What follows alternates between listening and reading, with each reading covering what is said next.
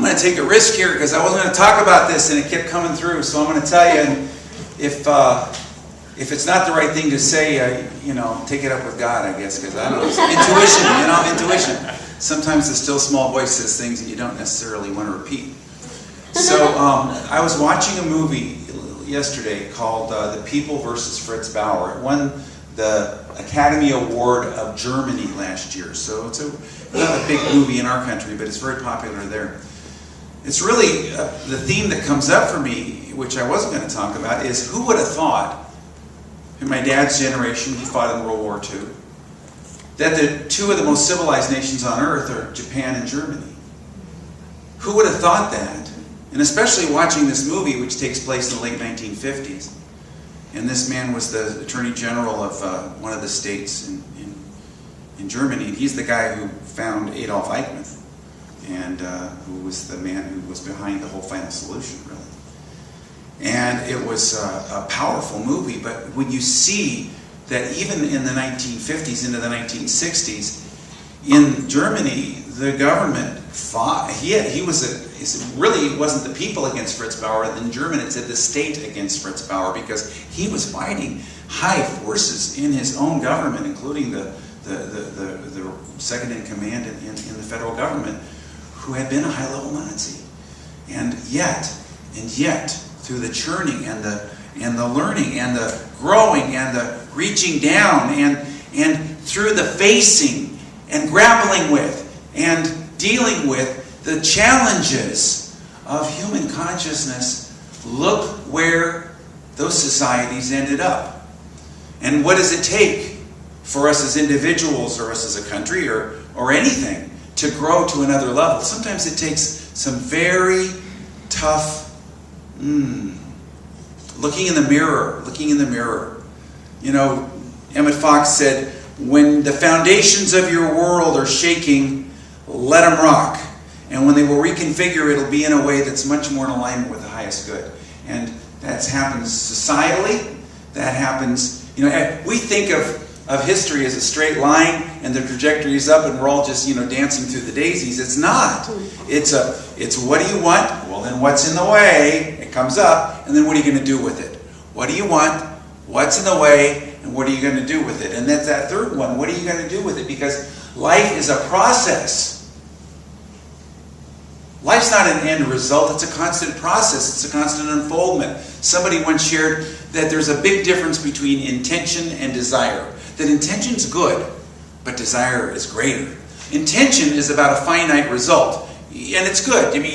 I intend to get this job, or get this result, or get up and floss this morning. You have an intention, and it's a good thing. Yet it's limited, because it's something that when it's done, it's done.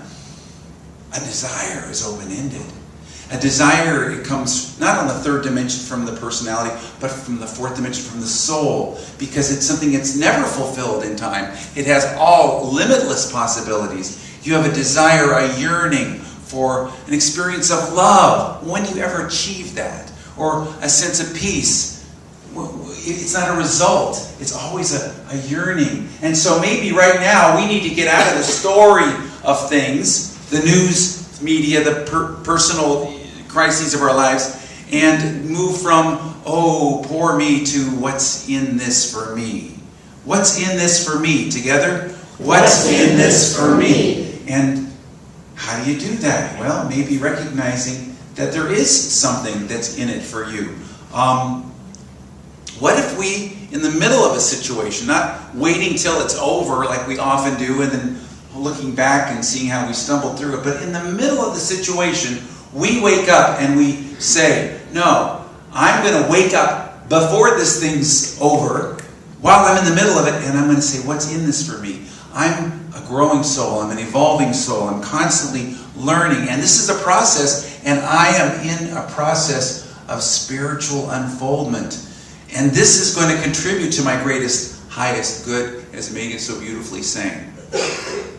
And as the picture came to me many years ago of the booster rockets, maybe this is a booster rocket, and it's spent its fuel and it's moving me into orbit. Maybe this desire of my heart is moving me into something greater. And maybe it's a difficult thing that you're dealing with, or a disappointment that you're dealing with, which brings me to my picture that's hung on the wall since before Rosalie was ever born. And she asked me about it this week. She said, Dad, there's this picture of this first night Vancouver, British Columbia. It's of for those in the back who are standing up trying to see it, it's this strange robot-y looking thing, and I won it as a prize for having done some service. What happened was, I said, Rosalie, you mean I've never told you the story of this poster? She says, Dad, you've told me all your stories at least 10 times, but not that one. And I said, okay, well, let me tell you. I was so excited. I could tell her something new. And I said, I went on a skiing trip with your grandmother and your aunt, my sister. And she said, Grandma went skiing? I said, yes, and it lasted 10 minutes. We went to Vancouver because we were going to go skiing, and we went to the local ski resort that was just up in the hills. We were going to go to Whistler the next day, but that first day, we got Grandma up on her skis, and she lasted 10 minutes, and she said, that's it, and she got off of them. And we went back into town, but something happened. They had the worst snowstorm in the history of Vancouver, British Columbia. It was 3 feet of snow that fell in 24 hours. Now you think Vancouver, it's up north, they have a lot of snow. No, they average 1 to 2 inches a year. They have very little snow. They have no plowing equipment whatsoever. They have less snow in Vancouver than they do in Portland or Seattle. And so they weren't prepared for this thing. And I'm not joking, 3 feet of snow, and everything just stopped. We were downtown in the Hotel Vancouver. And then we had a little time to kill. We were talking, and my sister said, hey, we're going to fly out on Friday. And I said, you mean Saturday? We're flying out on Saturday. No, we're flying out on Friday. I said, well, Friday's New Year's Eve. We were going to spend New Year's Eve together. No, we were going to fly out on New Year's Eve. I said, you mean you bought tickets? I'm going to be alone in a foreign country by myself on New Year's Eve? And I was so sad, and I was so disappointed. And I thought, what am I going to do? And then I remembered this guy that I was with in ministerial school. He was a housemate of mine. He was the godfather of all the Unity churches in Jamaica. His name was Steve Sams. And he was about 5 foot tall, and he was very stout, and he had a basso profundo voice. And whenever he'd go through a difficult time, he'd say, what's in it for me? And I remembered that, and I thought, here I am. Not a lot of downside. The worst thing that could happen is I'm lonely or something, and that's happened before. So why don't I try to do what I teach on Sunday morning? What a concept! I can use this as an opportunity and maybe an experiment. So I worked with the affirmation, thank you, God, for the best New Year's Eve I've ever had in my life. And I worked with it. And I went downstairs, and there was a bulletin board there, and there was a poster, and it said, volunteers needed, New Year's Eve, first night. Now, first night is the alcohol-free, citywide, the city sponsors it. They had 5 shows, and people would come to it, and it was this great thing. And I thought, what a great way. I could meet new people. I wouldn't be alone. So I called them up, and they said, well, I'm sorry, but all our positions are filled, except for one, but you couldn't do that. I said, well, maybe I could. What is it? MC. I said, no, that's what I do for a living. I'm a public speaker. I could do it. And they said, well, we'd have to talk to you and kind of, work on this a little bit. And you couldn't possibly make it down here. Everybody's snowed in. And I said, well, where are you, Hotel Vancouver? I said, what floor? 3rd floor, I'll be right up. I talked to them, and I guess I must have done something. They said, okay, you can be the MC. I was the MC. There were thousands of people that came to this thing. It went all through the downside. There's always a downside to everything. I was the butt of every joke of all the comedians that night. Lots of people met me and adopted me and took me to their house, and I had the best New Year's Eve I'd ever had in my life. And it wouldn't have happened if I hadn't put myself out there. Jesus, he prayed a lot of different ways, but one of the ways that he prayed was he spoke the word and stretched forth his faith. He spoke the word and stretched forth his faith. I speak the word and I stretch forth my faith. Together? I speak the word and I stretch forth my faith. And he was so powerful. He did a lot of different ways of praying. Jesus didn't do one way of praying. He'd even spit in people's eyes. I mean, he was not a particularly doctrinal person or worried about the right or wrong way of doing things. But one of the things he did was he'd say, take up your bed and walk. And he would speak the word. And You know, you can take yourself in the middle of a situation and decide, what's in this for me? What's in this for me? How can I stretch forth? And the beauty of it is, if you move out of the literal intention into the non-literal greater joy of a desire, you can lift it up to its highest possibility. I lift this up into its highest possibility. Together? I lift this up into its highest possibility. And what's the highest possibility? Well, you don't know, do you? You know, one of the things in your life that you maybe get a problem with when you're going through a time of exercising faith is maybe maybe you think, oh, I can't believe this thing. It's too hard to believe. But if you stretch it to the highest possibility and lift it up, well, you don't know what that is, so you can be open to that. When I said the best and greatest New Year's Eve of my life, it wasn't a literal thing. It was opening it up. And maybe that's the thing to exercise faith. How many of you have heard of a radio commentator named Michael Toms? He did New Dimensions Radio. One of you do. Well, okay. Well, Michael Toms was diagnosed with terminal cancer. And he overcame it. But he overcame it when he understood the difference between faith and belief. And I heard an interview with him, and I had recorded it, so I scribbled it down real fast. It said, when I was diagnosed with a requirement of major surgery for terminal cancer, I said to my wife after hearing this verdict, no matter what they say, we're going to hold to the possibility that anything can happen. And I remember thinking at the time, I really didn't believe that I wasn't sure I believed that, but this brought me to the difference between belief and faith. Belief is a basic level brain program. Faith is beyond. It's a different kind of knowing. It's beyond a brain level. Somewhere inside me, I knew that something else could happen, just holding that possibility in faith while my conscious mind told me, nah, forget it, no way. It would allow that part of me, because I knew it would be there, I could wake up and decide that I'm going to do whatever it takes, and that led to my healing. So, what is faith? Charles Homer said, faith is the perceiving power of the mind. And Paul said, faith is the substance of things hoped for, the evidence of things not seen.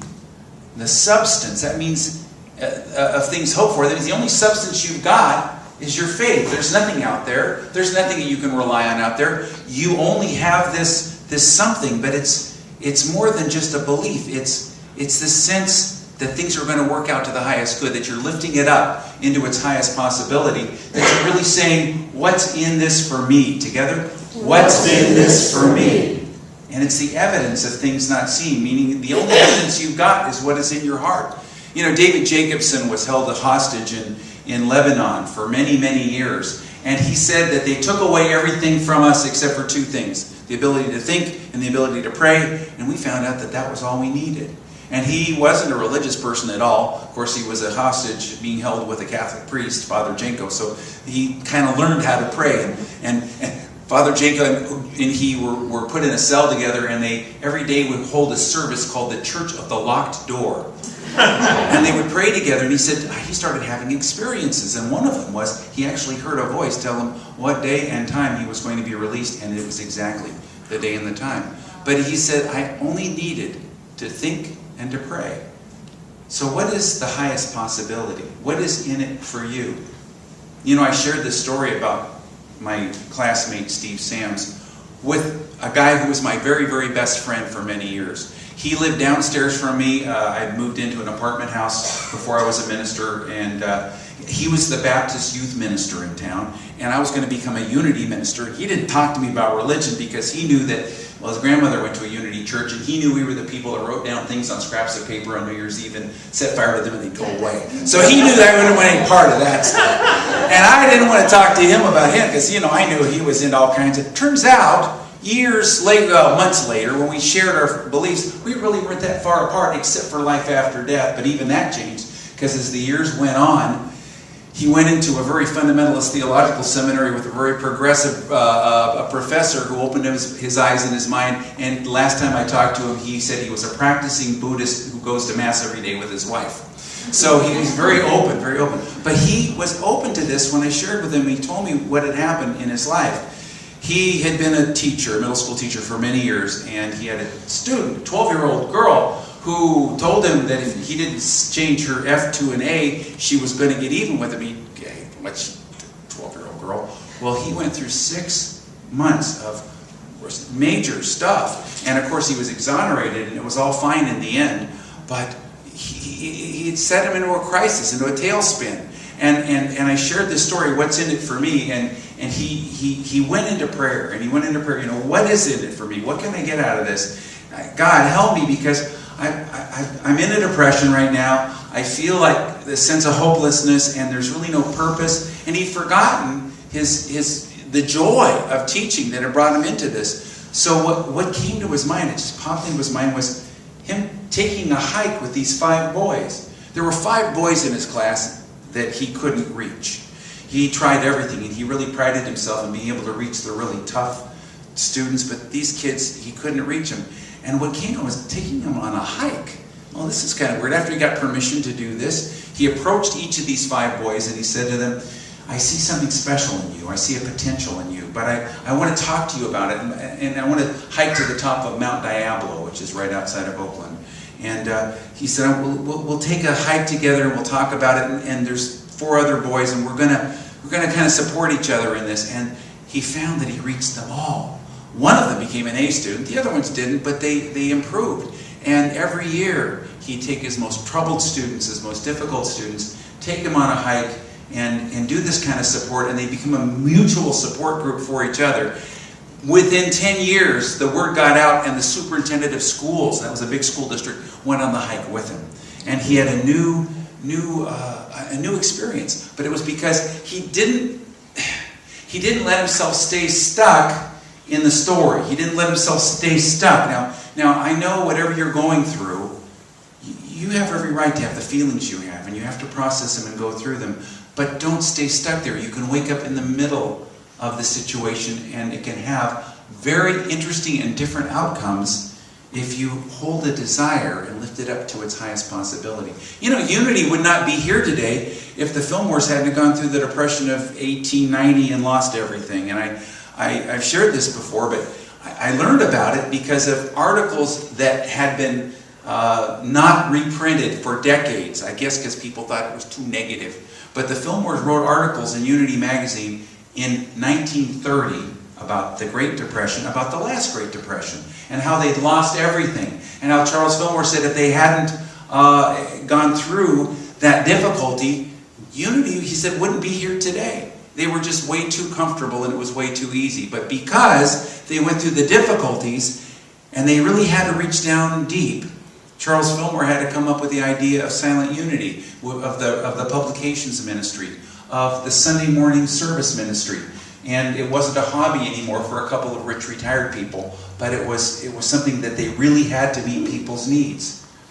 Back in 1978, I was the chauffeur for Norman Vincent Peale, and I asked him a question, not just to make conversation, but because I was a ministerial school student, and of course he'd been in ministry for almost 50 years at that point.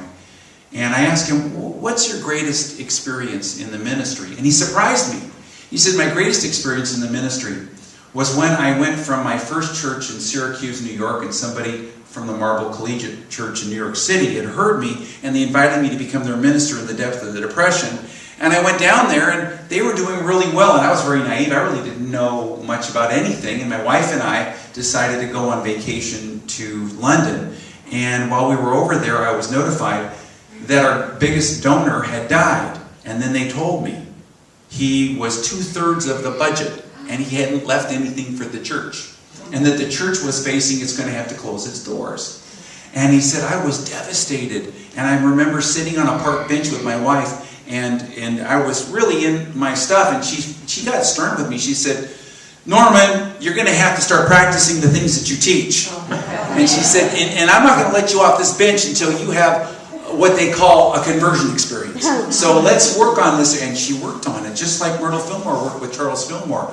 When Charles Fillmore knew they were going to repossess all of his printing presses, she said, what's your sermon tomorrow? It was a Saturday night. He said, it's on faith. She says, well, you write it for you, and I'm going to go in the other room and pray and hold the light for you. And that's how they were able to get through it. But anyway, so he's with her and they're praying, and he felt an epiphany. He said, I knew in my bones, I knew from the top of my head to the tip of my toes that it was going to work out. I didn't know how, but I knew how. I said, let's call this vacation quits. Let's go home now. And she said, you took this too seriously. No, we're going to finish our vacation. She also told him, we've got to start tithing. They hadn't. And starting then they did in that time of need. And he said, since then, he said he'd never seen that not work for people who stayed with it. And that was when he began the practice of tithing because of her. So anyway, they went back. And what happened was this. There were a lot more people in the church. He was a young, dynamic minister. But what happened was when people found out that the guy had passed on, they started taking ownership of their church. They started stepping forward. It became a more healthy place, not just one person. And it became more and more dynamic. And divine ideas would spring forth. Just like with Charles Fillmore with Silent Unity and the prayer ministry and the Sunday morning services. And he said if it wasn't for that, we would never have built what we built. Now in your life, you sometimes have to deal with difficult situations. I wouldn't be a Unity minister if it wasn't for my sister being born with birth defects and my parents having to work with prayer, and she had a miraculous healing. And I wouldn't have been a Unity minister 20 years earlier than I would have otherwise if I hadn't have flunked out of firefighter training school. I flunked out faster than anybody. I didn't even want to be a firefighter, and it showed. But I did everything they wanted me to do, and I was so hurt. I planned that I was going to save all my money for 20 years doing that, and then being a freelance writer in between, and I was going to do all these things. But no, God had another idea. There's sometimes situations in life where you think, oh, this is what's going to happen, and this is my good, but you've got to open up to something better and something greater. In my very first church, when I tried out for the church, after the service, there was a reception, and a woman walked up to me who was the vice president of the board. She was in her early, mid-80s. Her name was Bea Blakey. She lived until she was almost 100 and became a very close friend. But she came up to me, she said, young man, do you like a challenge? And I looked at her and said, yeah, I like a challenge. Good, because if you come and you're with us, you're going to have one. And I thought, ooh, who's this lady and what she warned me about? Well, it turns out she just knew what was up, and she was right. And of the people who were at the reception, there weren't too many besides her that were left 7 years later when I left. But she was right about that situation. And one of the biggest challenges was that there was a resistance to any kind of change whatsoever. And she and I would pray together. She ran the bookstore. And she shared a number of things with me. She was a very wise woman. One of the things that she shared with me was her son was a drug addict and had disappeared for 20 years. And she said, although she missed him, she said it was the greatest thing that ever happened to her because it got her into Al-Anon. And although she'd been raised in the church, United Church of Canada, and it was a very institutional kind of experience, she said, I never really had a deep spirituality and a faith until I started working with the 12-step principles and Al-Anon as a recovery person. And it was interesting because her son showed up during the 7 years I was there, and they had a renewed relationship. And she learned that she'd been a smother mother. She learned many of her own shortcomings, but she also, she said, learned how not to be codependent and how to work on her own issues. Well, anyway, she was sharing with me, we were praying together my first year there, about what are we going to do about all this rigidity and lack of acceptance of change. And then there was a fire next door, and the fire licked through the windows and broke the windows, and the air conditioning turned on, and there was just enough soot that came out of the ducts that the insurance company, with a $200 deductible, gave us an entire interior remodeling. And that church hadn't been touched in decades. It had been there since 1923. And I even found Myrtle Fillmore's funeral program, the original one, in one of the closets. It was that old. But there were so many sacred cows, but we had the opportunity. And because it was her, she was the longest term member in the church, she was able to walk around. She said, it's time for us to make some changes around here. And the number one change she made was Moses on the potato.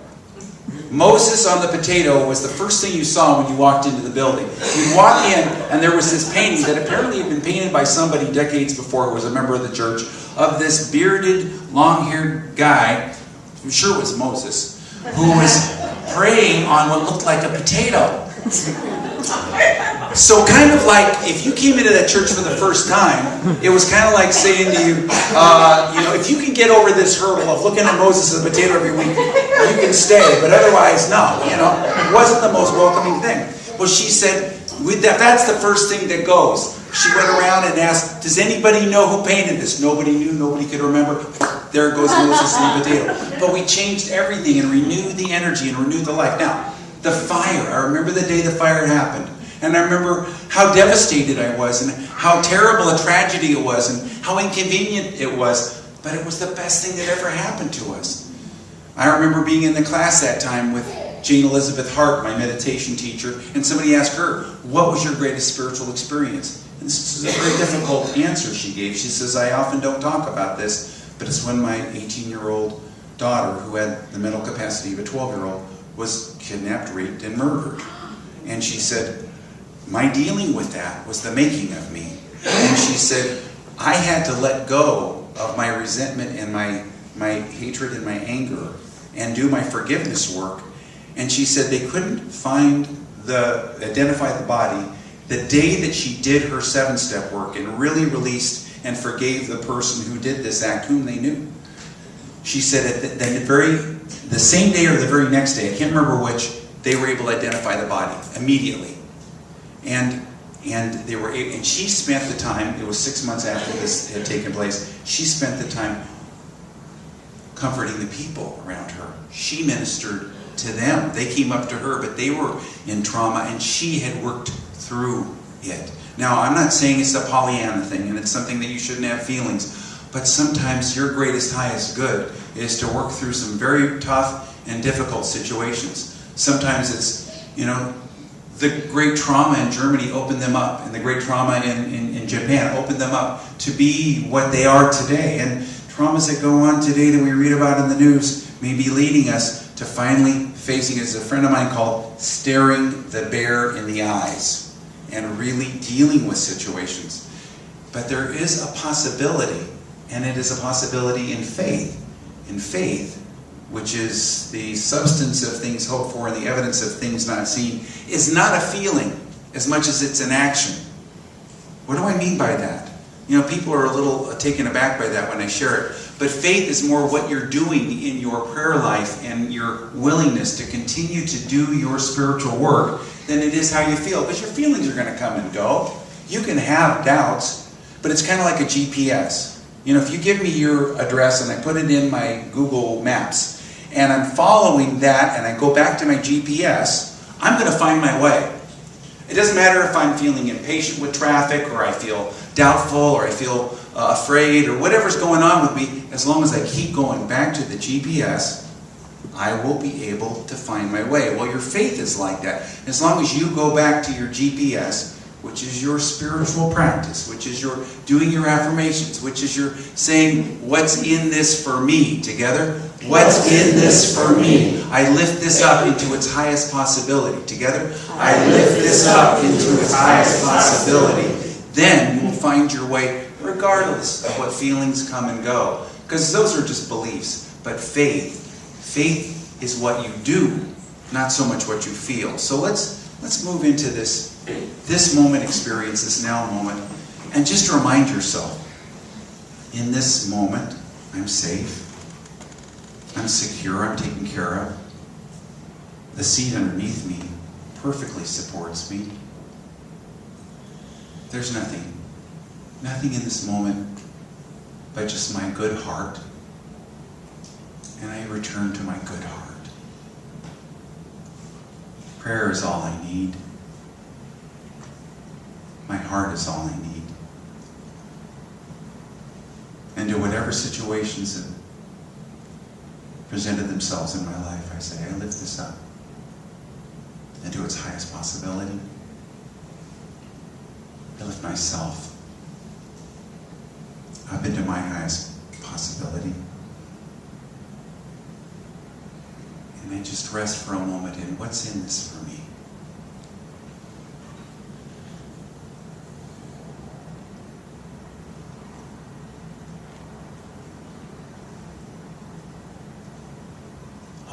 well. All is well. And so it is. Take a deep breath and let it out.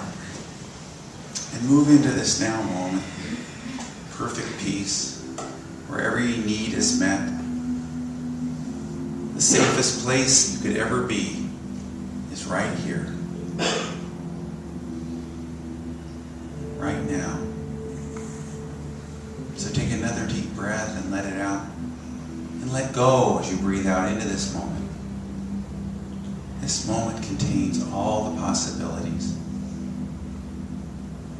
And reflect for a moment on the safety, the security, and the perfect peace of this sacred moment. There's nothing in the past. There is nothing in the future that can affect you in this moment. There's only the feeling, the gentle pressure of the chair underneath you that is supporting you so perfectly.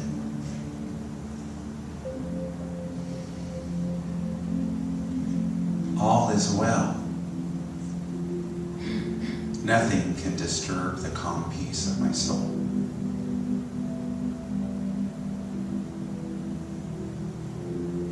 All is well, and I sink into my heart space.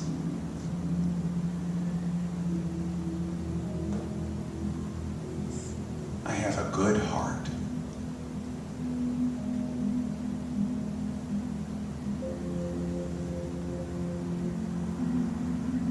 I watch my breath.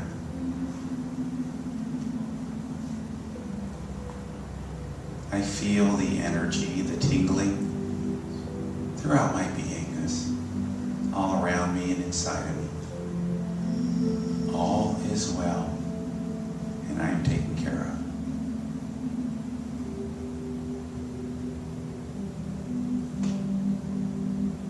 In this now moment, I am safe,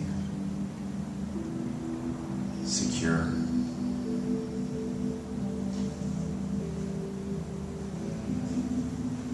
held in the most tender, loving consideration. Such a sweet feeling of peace comes over me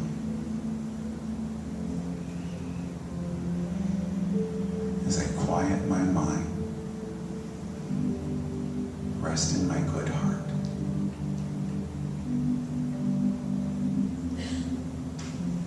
And experience the calm peace and safety, the security and well-being of right here and now. All is well. All is well.